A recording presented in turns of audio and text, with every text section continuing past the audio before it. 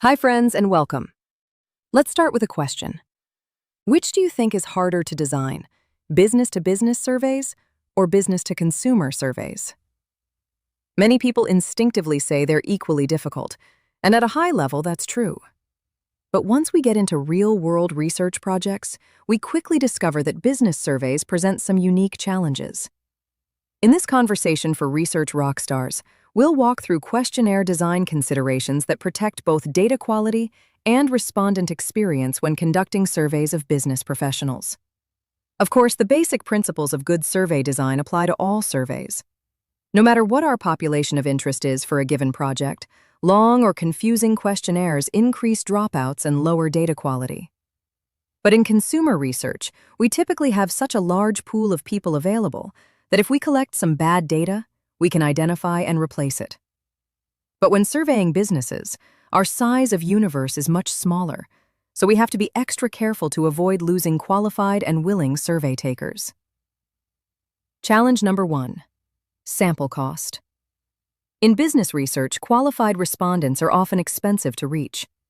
Unless we have access to a client's customer list, which is not always possible, costs add up quickly. Online panel completes for business participants can easily exceed $30 per complete, and sometimes much, much more. That means every respondent is extremely valuable. Here's an example.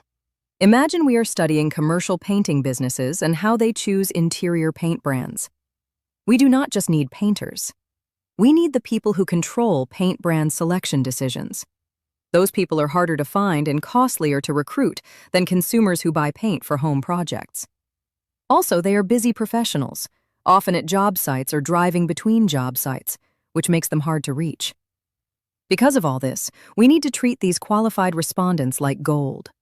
Keep questions short and clear. Challenge number 2. Anonymity concerns. Many business participants who decline survey invitations do so for the same reason. They are worried their responses will not be anonymous. Worse, they sometimes worry their responses could be traced back to their employer, and that can feel like job risk.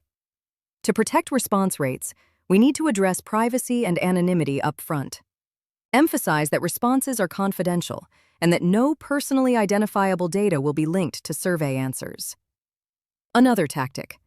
Consider offering multiple participation modes, such as online, phone, or even paper, so respondents can choose the format that feels most comfortable and private to them. Yes, multi-mode research takes extra effort, but if it means getting better participation from qualified business professionals, it can be very worthwhile. Challenge number 3. Survey length. Because business-to-business panel costs are high, some clients feel compelled to get their money's worth by asking more questions. But that approach backfires. Longer surveys drive up costs further and increase the risk of satisficing and dropouts. Part of our job is to remind clients that data quality depends on keeping surveys reasonable in length. When a client insists on extra nice-to-know questions, gently ask, "Would you personally complete this questionnaire?" That usually helps reset priorities. Challenge number 4. Personal versus company opinion. When doing surveys with business people, be precise about which perspective you want: personal views or company policy.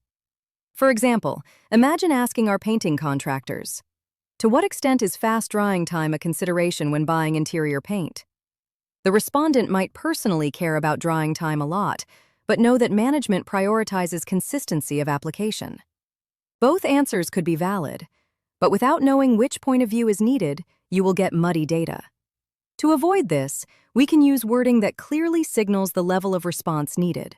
For example, saying, "You personally" for individual perspectives, and saying, "Your company" for organizational policy or behavior. Challenge number 5. Buyers versus users. In business research, product buyers and product users are often different people. They have different goals and knowledge levels. Because of this, we have to be clear about which role our study needs. Do we need the buyer with purchasing authority, or the person who actually uses the product? This distinction exists in consumer research too. A parent might buy a gaming console and be a good fit for a survey about price sensitivity and purchase experience. but the child uses the gaming console and would be a better fit for a survey about feature requirements. In any case, we want to be clear about the role we need to reach, so we can align our sample sources and qualification criteria accordingly. Challenge number 6. Company versus division focus. Many business topics can apply to an entire company or only to one division. If that focus is not stated clearly, you risk collecting data from the wrong unit of analysis. For example, a sales manager answering questions about your company might actually be describing only their experience within a division or geographic region. To avoid this risk, we have to word questions carefully. We might say, "For these questions, please consider the entire company including all locations." Or conversely, "For these questions, please base your responses on your specific department or division." And remember, we can always offer not applicable or do not know options to help respondents avoid guessing. Challenge number 7. Long screeners.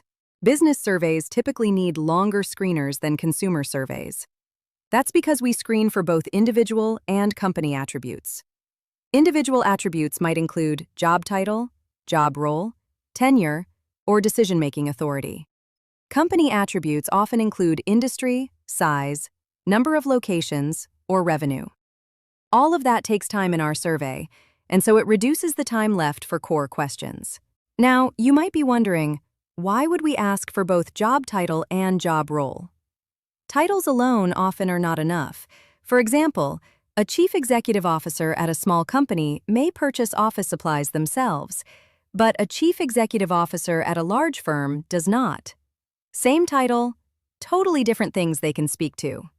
These differences are magnified in multinational studies, where job titles often have very different meanings across countries. So yes, screeners for business surveys take longer, and that is often necessary. What that means for us as researchers is that in a questionnaire, we may not have as much time for our core questions as we would like. Consider the example of a 10-minute business survey, where we might have time for 25 questions overall. We may reasonably need 8 screening questions. That leaves us just 17 for our main topic. So when selecting screening criteria and writing those questions, we have to make very careful choices to enforce what we need without wasting any questions. That wraps up our discussion on business-to-business survey design challenges. If you have any questions, please post them in the comments section or email us at info@researchrockstar.com. And thanks for joining us for this episode of Conversations for Research Rockstars. We hope this topic was useful to your work, and if it was, please like and subscribe. That helps us share this content with more of your fellow research rockstars.